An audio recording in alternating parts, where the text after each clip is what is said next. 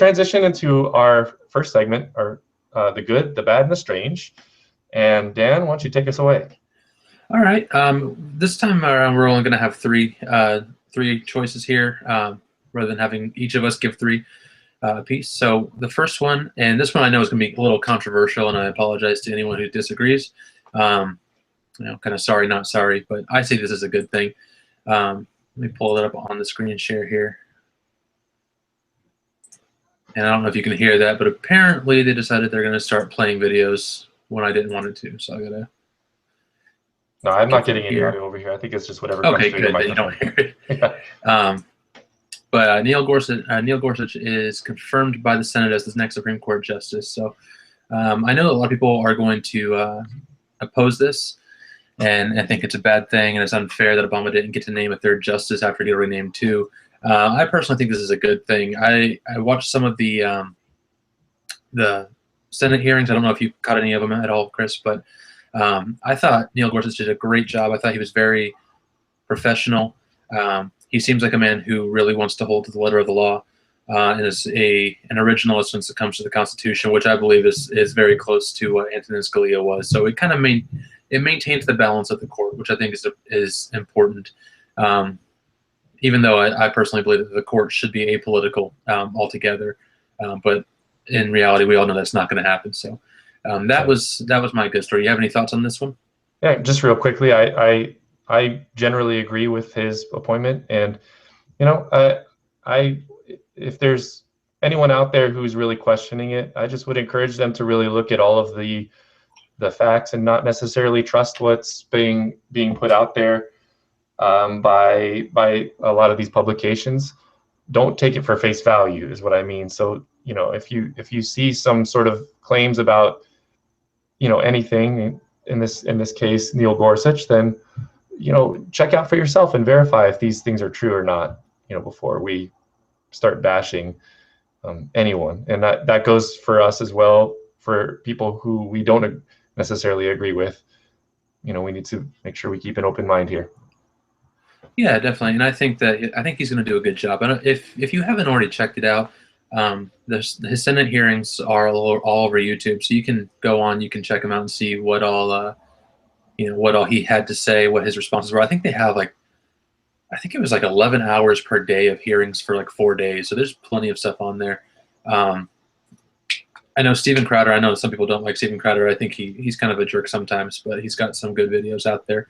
And he did a touch on, I believe he went to HuffPo, and he went to a few other, Slate and a few other of the more left-leaning publications online to find what they thought were the positives for their particular side, as far as the questionings of Gorsuch and what they saw as victories for the left, and then he posted those videos to show what had actually happened during those segments there, being questioned by Dianne Feinstein and by Al Franken, and I thought he personally did an amazing job. So kudos to him. Congratulations to our new Supreme Court justice.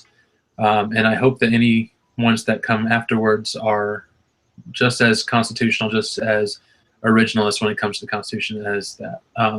Again, maybe controversial for some, but I thought it was a great thing.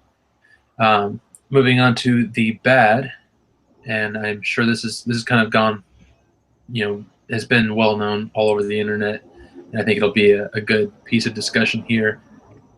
Congress just voted to let internet providers sell your browsing data. Now, there's a lot here, and some of this, to be completely honest, is kind of clickbaity, if you ask me. It has to do with the repeal of which one was it? It's up here.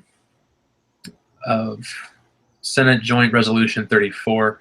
It had a House bill associated with it, but I can't remember what it is off the top of my head right now. It was House Resolution 230, and it was to repeal I believe it was an executive order, or it was something that came from the FCC in October of last year. So very, very late in the Obama presidency. And what it talks about is how the internet service providers are not allowed to sell your data without your consent to advertisers or whoever. And I see this as a bad thing personally. I'm kind of torn because on one hand, I don't want the FCC anywhere near the internet. I don't want regulations on the internet. I think that the internet is like our one last bastion of free speech that we have, and I think we need to protect that. But at the same time, this is it's not really as bad as they're making it out to be. So if you want to read up on it, it's all here. I got this one off of TechCrunch, but there's articles all over the internet about it. But really, the thing I noticed about it was that everyone's acting like this Republican president, this Republican Congress are now going to let Congress just sell your information, your private information, to whoever they want.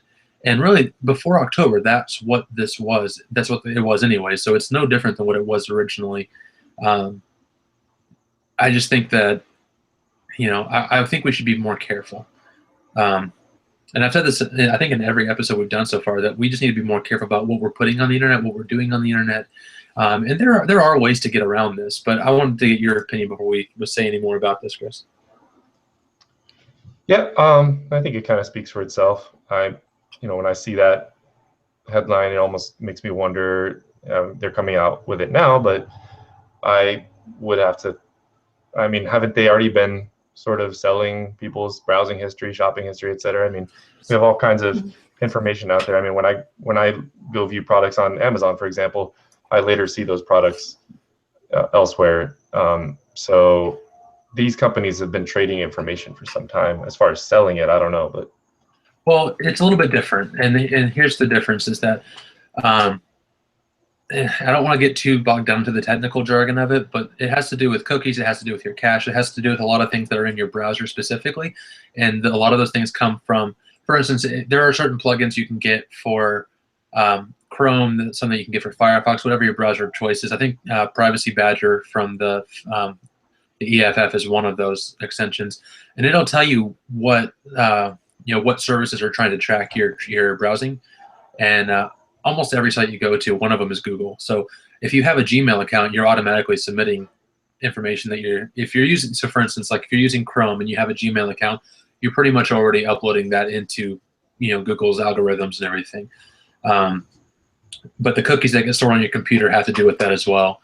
But this is different because now it's being spun as the internet service provider itself. So like for instance, I have Time Warner Cable. They're now saying that Time Warner Cable can take my browsing history or whatever and sell that to advertisers or to foreign governments or whatever. Whereas previously it would have been specific companies like Facebook or Google. I see.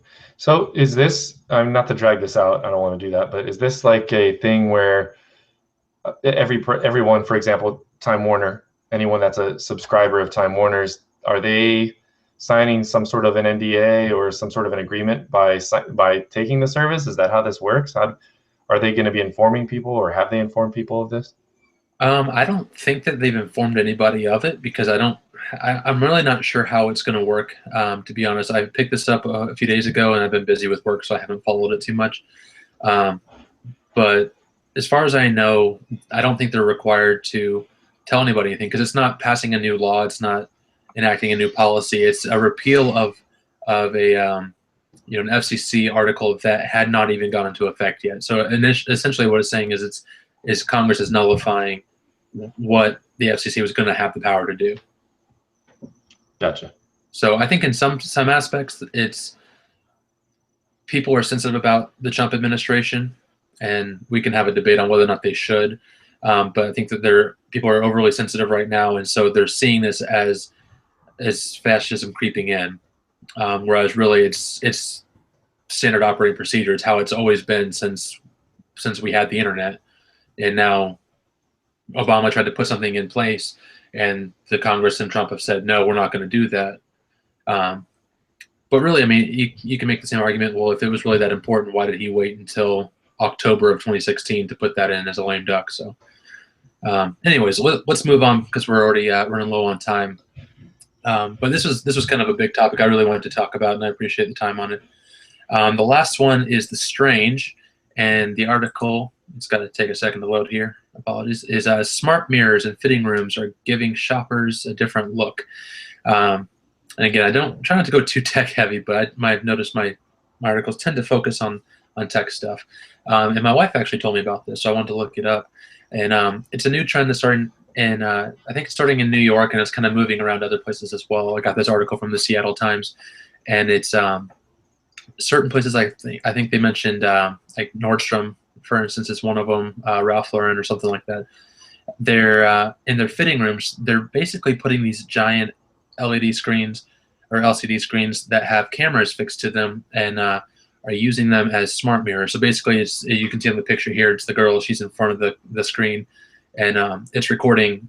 You can record still shots. You can record video, and then it sends it via a cloud. I don't know if it's the public cloud or a private cloud, and it goes to that little kiosk there and helps suggest outfits that would go along with that. Now, I think it's kind of strange. I don't know why anyone would want to go into a dressing room with you know, and get undressed and get changed when there's a camera watching you.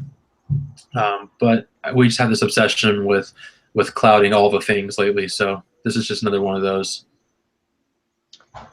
Yeah, that is interesting. Looks like from the image that's on that article, doesn't appear she's actually in a dressing room stall per se. So that makes me wonder, is this actually in like the dressing room, as far as like, because you know when there's a dressing room, it's like when you walk into a bathroom, there's an aisle and there's, I guess, what are they called, stalls or rooms on either side. If it was in a room, yeah. If that's the case, then that sounds really kind of yeah, odd. But I'm hoping that that's not the case. Yeah, and perhaps I'm misunderstanding that it's not actually in the fitting rooms with them. But even so, I mean, if it's connected to the internet, if it's connected to a cloud service, it's hackable. And so I personally wouldn't feel comfortable with, you know, trusting some clothing store to have the best security for, you know, personal images of myself or my family. Definitely. And it sort of raises questions about your rights to images of yourself. Can they eventually use those images for their own profitability, etc.? I remember years ago, Facebook began to do that with their images. So your images were no longer essentially just your property. Any image that ended up you posted to Facebook became their property, so they could use it for advertising, etc. Right. So that's kind of interesting. Yeah, I think so. So that's all I've got for the good, the bad, and the strange.